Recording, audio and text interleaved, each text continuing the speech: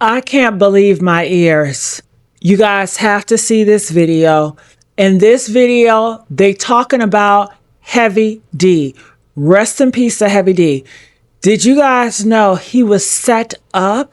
He was set up in the music industry and he was about to create a book, a tell-all book, and next thing you know, he's gone. What is up with that? Why is it so strange? Why are they afraid of the truth? I tell you one thing, in this video, we're going to find out who exactly set Heavy D up, why. Okay, so let's watch this video. This is another reaction video. I just want to say thank you all for your likes and your shares and your subscriptions. It means the world. Let's continue to look at this and figure out what's really going on in this industry. All right, check this out. Well, one of hip hop's most popular artists of the 90s died yesterday, known as Heavy D, real name Dwight Arrington Myers. Heavy D was working on a book before he died. Kim Porter was working on a book before she died. And Al B. Sure was working on the documentary of his life. You know, they have poisons that create heart attack and pneumonia-like symptoms. They told us it was natural, a medical complication, just bad timing. But something about Heavy D's death never sat right. Because when you look at the timing, who he was around, and what he was working on before it happened, the story starts to change. You want to know what they all had in common, though? The survivors and the late of Uptown Records, they were all writing tell-all books. He had just stepped back into the spotlight, just given the kind of performance people don't forget. Then, in a matter of days, he was gone. And hip-hop pioneer Heavy D died last night. There were whispers, of course, quiet ones, about pressure, about silence, about the price of stepping away. And suddenly, the people closest to one of music's biggest empires started disappearing until he was the last man standing. Has Puffy ever been in a coma? Has anything happened to him? He must be the luckiest motherfucker, because it seems like everybody that worked at Uptown Records from the very beginning is gone. Was it all just coincidence? Or is there something else we've all been missing? Something they don't want you to ask about. Something they really don't want you to know. They said it was a pulmonary embolism, a sudden blood clot to the lungs, just a freak medical event after a long flight. That's the story they gave us when Heavy D, one of the most beloved, joyful, and unproblematic figures in hip-hop, was found collapsed outside his Beverly Hills condo in November 2011. But if you take a closer look at what surrounded his death, the timing, the people, the patterns, that story starts to fall apart. And what's left behind is a trail of secrets, lies, and silence. Heavy D had just performed in London for a tribute concert to Michael Jackson, his first live show in 15 years. It was meant to be his big comeback, and he was getting love from the fans again. Just weeks earlier, he shut down the BET Hip Hop Awards with a medley of his biggest hits, beaming with joy. The man was smiling, dancing, glowing.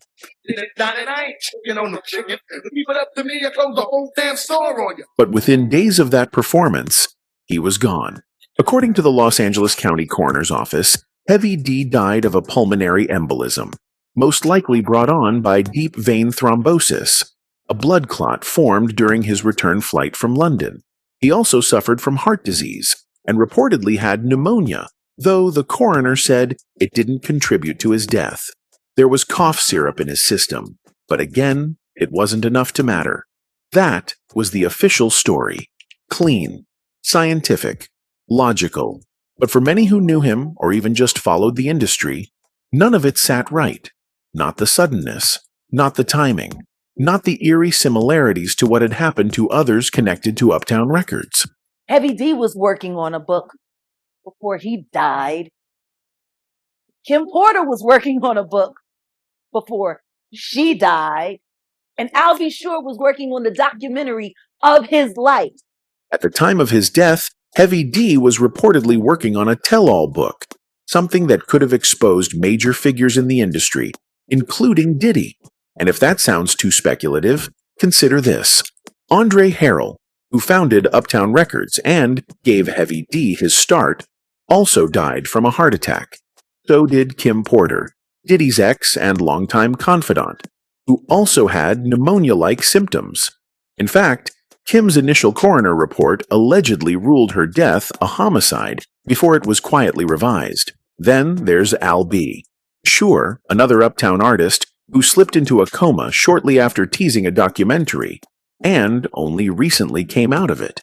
That's 4 people, all tied to the same label, the same inner circle, and the same mogul, gone or nearly gone within just a few years. And all were either writing, preparing to speak out, or re-emerging publicly. When you lay it all out, it's hard not to ask, what really happened to Heavy D? Because this wasn't just another celebrity tragedy.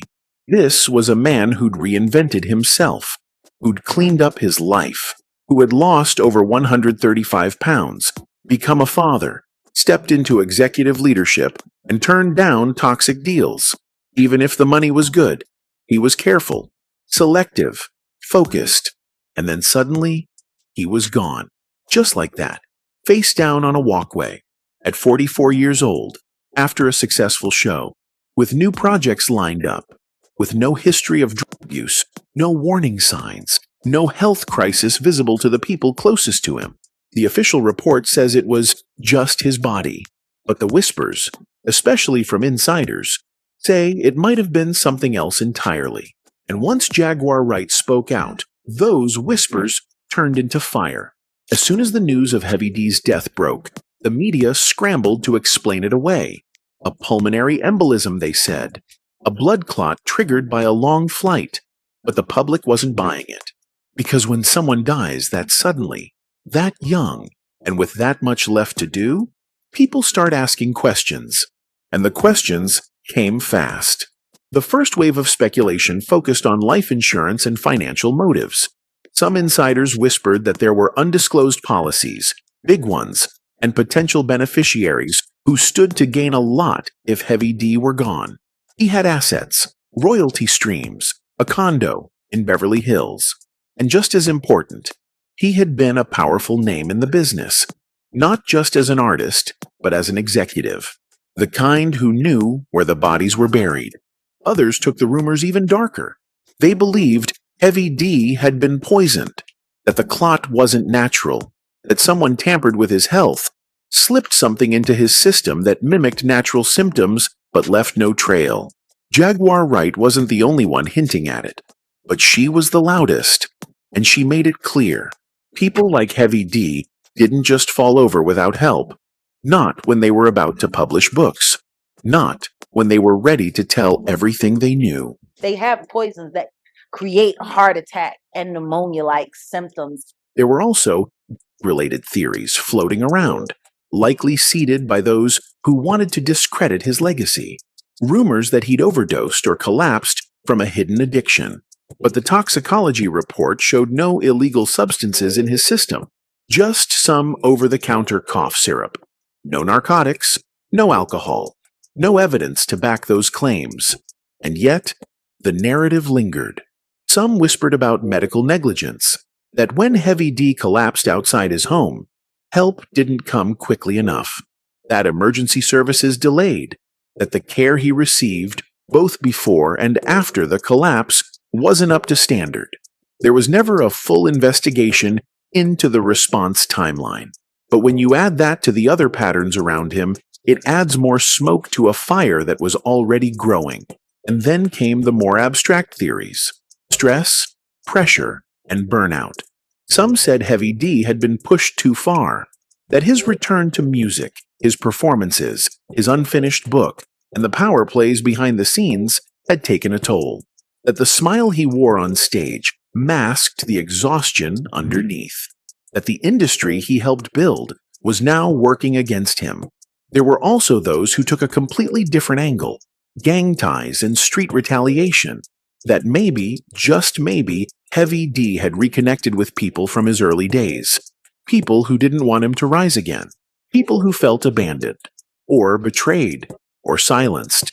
And finally, there were the hidden health issues. Whispers that Heavy D had been keeping medical problems under wraps, that his family, or team, or even he himself had known something was wrong for a while, and chose not to make it public. Maybe out of pride, maybe out of fear, or maybe because he knew the second people saw weakness, they'd use it against him.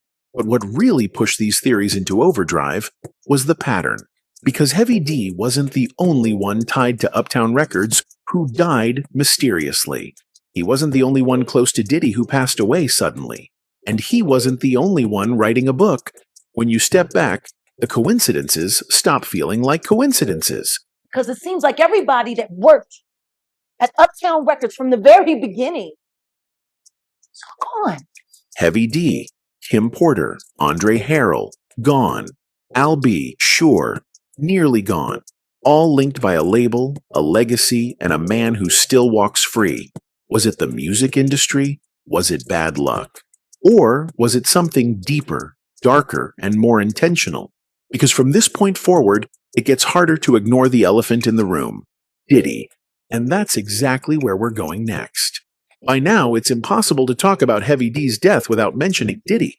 Not just because they worked together, not just because they both came up under Uptown Records, but because one name keeps popping up every time someone close to Diddy dies suddenly. And that name is Diddy himself.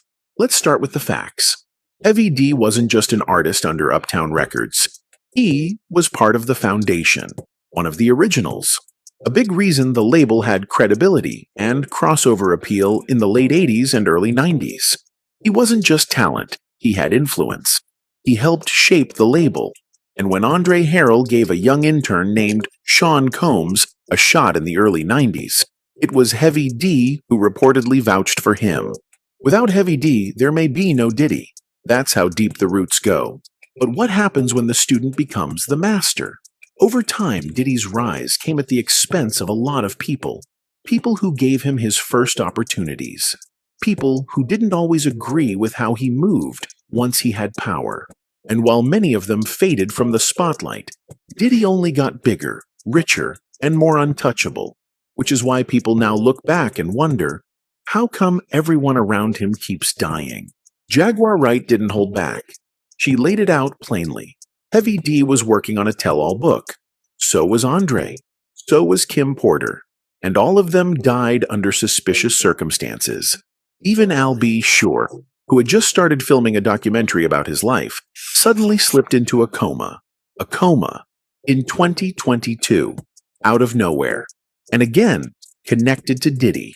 Now, it's true that Heavy D and Diddy had drifted apart in the later years, but it's also true that they had unfinished business, both personal and professional. Heavy D's last years were marked by independence. He started his own label, took full creative control, rejected offers from major labels, even when they were lucrative. And word was, he was done playing the game. That independence, that separation, can be dangerous in a world where control is currency.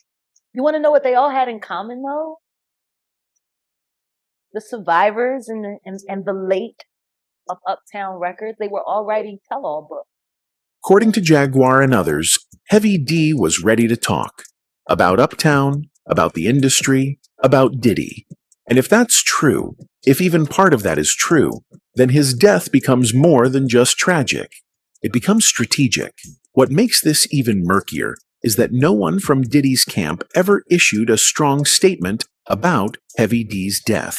No tribute that matched their long history. No public acknowledgement of what they once built together. Just silence. Chilling silence. As if it never happened. And then there's Kim Porter, mother of Diddy's children. She too died of pneumonia. But according to Jaguar Wright and others close to the family, the original coroner's report labeled her death a homicide, with toxins found in her body. That was buried, quietly changed, and the media moved on. Kim, like Heavy D, was reportedly working on a memoir. something that might have exposed the man behind the mogul. And, like Heavy D, she never got to finish it. It's no longer about conspiracy, it's about consistency, a pattern of people tied to Diddy trying to tell their stories, and dying before they can. And Jaguar's question lingers. Why is it that nothing ever seems to happen to Diddy? He's surrounded by chaos, surrounded by loss, surrounded by people collapsing, disappearing, or vanishing from the spotlight. But he remains untouched, richer than ever, more powerful than ever, throwing parties, hosting award shows, living life like he's invincible. But now, that invincibility is cracking. With recent lawsuits, witness testimonies, and disturbing old clips resurfacing online, the public has started connecting the dots. And the legacy that once felt bulletproof is now under fire. And it's not just the deaths. It's the way people close to Diddy act when they're with him. The stories, the fear, the silence, the pain you can't quite explain, but can't ignore either. Heavy D's death may have been labeled natural, but the web around it is anything but. Long before the rumors, the conspiracies, and the whispers about foul play, Heavy D was building something real, something honest, full of love and positivity. His music was joyful. His lyrics were clean. In an era dominated by street beefs and gangster rap, Heavy D stood out for staying true to himself. Born Dwight Arrington Myers in Jamaica and raised in Mount Vernon, New York, Heavy D wasn't supposed to make it. He wasn't the stereotypical rapper. He wasn't flashy or aggressive. He was warm, fun-loving, and upbeat. And he carried that into his music. His group, Heavy D and the Boys, released 5 studio albums under Uptown Records, making hits like We Got Our Own Thing, Somebody for Me, and Now That We Found Love. But Heavy D didn't stop at performing. He made history as the first rapper to become president of a major label, Uptown Records, where he helped launch careers like Jodeci, Soul for Real, and yes, Sean Diddy Combs. He later climbed even higher, becoming a senior vice president at Universal Music. He knew the game from both sides, artist and executive, and that gave him power most artists never get. Then, in 2000, his life changed again. He became a father. His daughter Zaya, born to celebrity chef Antonia LaFaso, became his world. Heavy D shifted his priorities. He focused on his family, lost over 135 pounds, and even started acting. He appeared in TV shows like Boston Public, The Tracy Morgan Show, and Law & Order SVU. He left music behind, not because he failed, but because he outgrew it. He told Consciousness magazine that he had plenty of music sitting in vaults, but he didn't want to release anything unless it met his standards. During this time, his brother Floyd Myers, also his manager, said Heavy D would turn down huge offers if the business deal didn't feel right. But the passion eventually returned. In 2008, he came back with a reggae-inspired album called Vibes, which earned him another Grammy nomination. Then, in September 2011, just months before his death, he released Love Opus under his own independent label, Stride Entertainment. He was finally his own boss again. He even told Billboard, "I'm the captain of my own ship," and he was setting up for a second act, a comeback, performances, books, freedom, until November 8th, 2011, when it all ended on that walkway. But the story didn't stop there, not even close, because what happened after Heavy D's death revealed an entirely different kind of betrayal, one that didn't come from the industry, but from inside his own family. In May 2013, a year and a half after his death, his brother Floyd filed paperwork in court to become executor of Heavy D's estate. Floyd claimed there was a will, dated June 23, 1999, leaving everything to him. Not to Heavy's daughter, not to his parents, just him. And that will? It was signed and notarized. But it was written before Zaya was even born. At first, no one contested it, not even Zaya's mother, Antonia. The family agreed Floyd could handle the estate for now, and that all the money, royalties, pensions, social security, would eventually go to Zaya when she came of age. But that's not what happened. Floyd sold the Beverly Hills condo for $1.7 million. After paying off the mortgage and fees, the estate received $140,000. Floyd got another $140,000 as co-owner. Zaya? She got just $17,000. And Floyd wasn't done. He also paid himself $20,000 as executor and started dipping into estate funds for questionable expenses. He bought appliances, covered household costs, and paid bills the court had already denied. It wasn't long before Antonia suspected something was off. She demanded the records, and what she found was shocking. Over $100,000 had disappeared, with no clear trail of where it went or why. Floyd had his hand in the cookie jar, using estate money like it was his own. Even though the condo was split 50-50, he was using 100% of the estate's funds to pay for everything, and not a dime more went to his niece. In March 2020, a judge stepped in. Floyd was removed as executor and ordered to hand over all documents and assets. Antonia was appointed to take over, and now she ensures Zaya receives 100% of her father's royalties and long-term assets. Heavy D's death robbed the world of an icon, but this battle almost robbed his daughter of her future. And all of this, from the suspicious death to the missing money, to the silence from those who once praised him, raises one painful, haunting question. Did someone want Heavy D gone not just to silence him, but to take what he left behind? If there's one thing everyone agrees on, it's this. Heavy D didn't look like a man about to die. In fact, he looked better than he had in years. Leaner, happier, more confident. After nearly a decade away from music, he had returned to the stage with something to prove, and something still to say. In October 2011, just 1 month before his death, Heavy D gave what would become his final performance, a high-energy medley at the BET Hip Hop Awards. For many fans, it was like seeing a long-lost friend come home. He smiled, danced, rapped. He owned the stage like no time had passed. A few weeks earlier, he had traveled to London to perform at a Michael Jackson tribute concert. It was a huge moment, an international spotlight. He was doing press. He was in talks for new projects. He was building something again. Then came the return flight. Doctors say that long flights can increase the risk of deep vein thrombosis, and that's what the coroner listed as the cause of his pulmonary embolism. But people close to Heavy D weren't convinced. He'd been active, careful, focused on health, and he was surrounded by projects that never got finished, like his book. On November 8, 2011, Heavy D collapsed outside his Beverly Hills condo. He was rushed to Cedars-Sinai Medical Center, where he was pronounced dead. Just like that. Gone at 44. But the real heartbreak came not just from the loss, but the silence that followed. No industry tribute. No justice for the shady estate management. No final words from the people who owed him everything, including Diddy. So maybe this wasn't just a man dying early. Maybe it was a man being erased quietly, like so many others who tried to speak out, who tried to take back control, who wanted to leave behind more than music, but truth. And truth always makes somebody uncomfortable. Anyway, that's it for this video, folks. Bye.